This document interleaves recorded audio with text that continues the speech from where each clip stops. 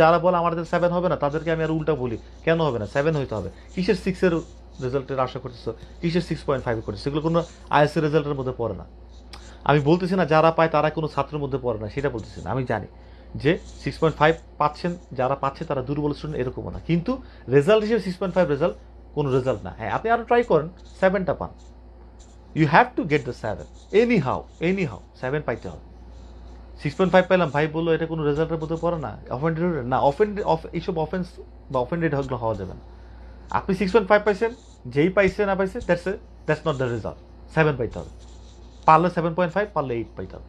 এখনো সময় আছে হার্ভার্ডে ভর্তি হতে পারেন, এখনো সময় আছে অক্সফোর্ডে ভর্তি হতে পারেন, এখনো সময় আছে জিম্যাটে ভালো রেজাল্ট করে দিয়ে পৃথিবীর বড় বড় ইউনিভার্সিটিতে ভর্তি হতে পারেন, নাসাতে যেতে পারেন।